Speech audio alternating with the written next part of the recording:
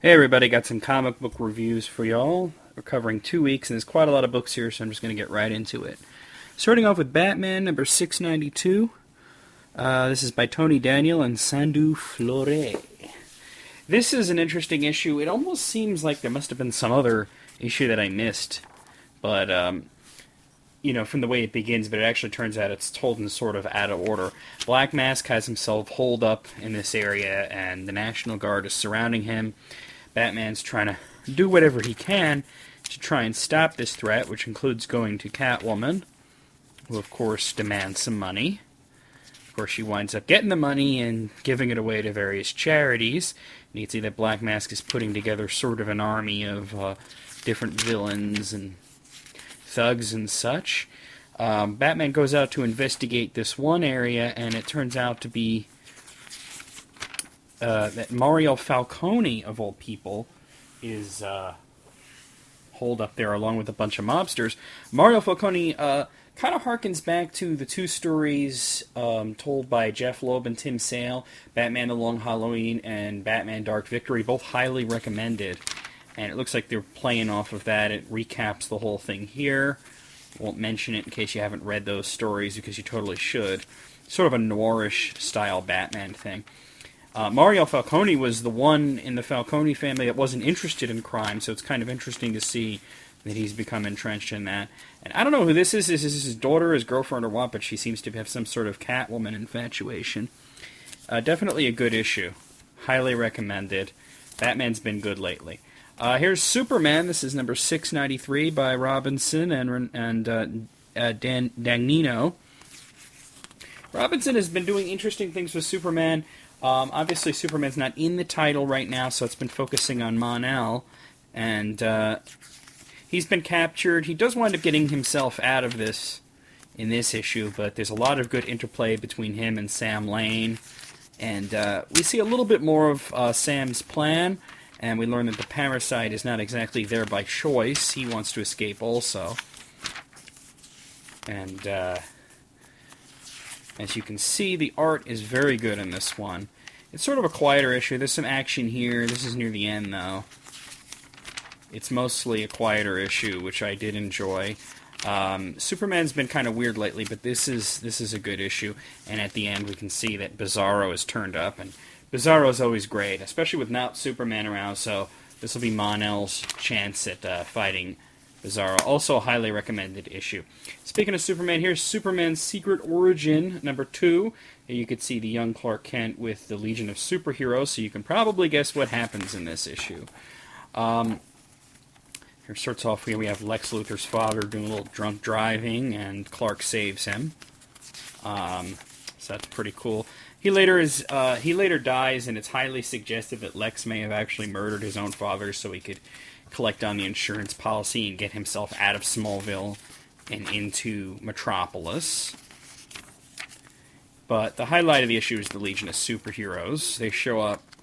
Well, a couple of members show up, like kind of an unauthorized visit, just to say hi to Clark and to thank him for inspiring everything. And he winds up in the future for a little while. Here's a kind of part where he's a little uncomfortable with Lana trying to kiss him. I guess he didn't want his heat vision to start going off.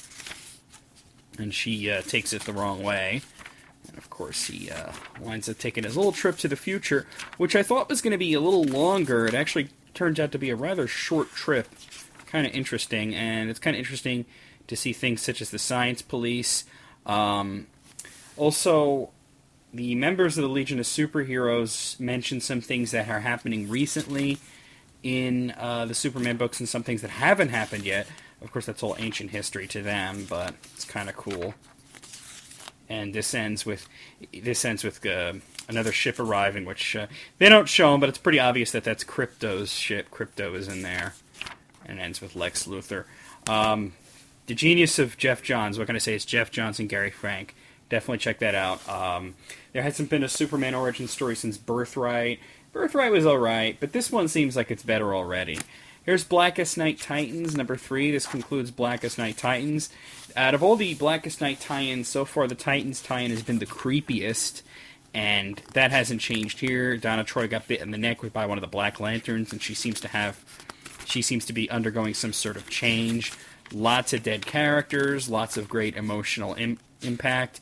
There's this really, really great part where Donna, she's got the baby Black Lantern, her son, and she snaps his neck, and it's just like a really emotional part. Of course, if you've been following Blackest Night, you can't kill Black Lanterns that easily, and he comes back later, which just makes the whole emotional impact even greater that she had to go through that, and then it didn't even kill it. Dove, as I mentioned in the past, is something that really confounds the Black Lanterns, and she winds up somehow destroying a lot of them. So that'll be interesting. Certain characters are seen as white by them. And I love this page right here with all the different emotions and colors and such. So definitely check that out. Blackest Night Titans was a good series, which is crazy because I don't enjoy Titans, but Blackest Night Titans was good. This is by J.T. Krull and Ed Benes. Next up we have Justice Society of America number 32 by Willingham and Sturgis. From our last issue, they declared Mr. Terrific to be dead at the end of the issue, and I'm like, are they really going to kill this guy off in such a manner?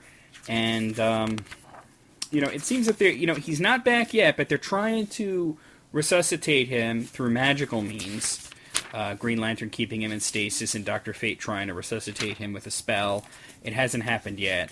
We don't learn who's behind the supervillain attack yet, but we do learn a little bit more about King Chimera and the All-American Kid and what's going on with that.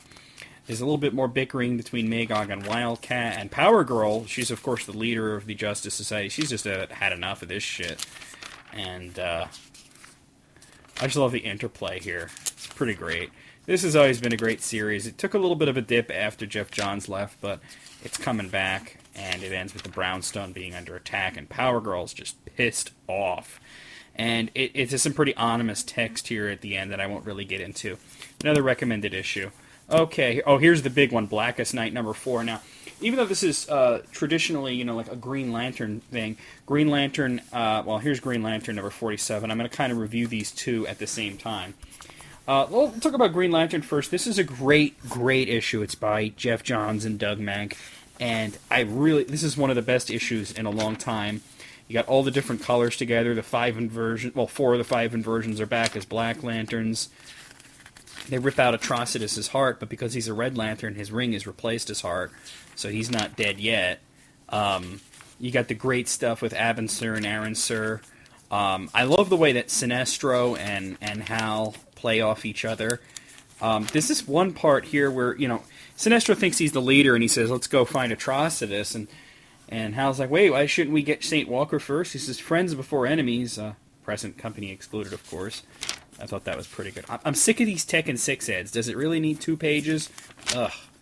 But anyway, this is an absolutely great issue. You got the battle between the Orange Lanterns and the Blue Lanterns coming to an end here because Agent Orange has to call all his guys home because he's in trouble, and then Atrocitus is there.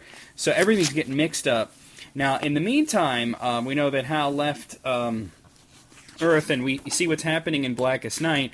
This issue mostly follows Barry Allen, who seems to be being pumped up to being the Flash.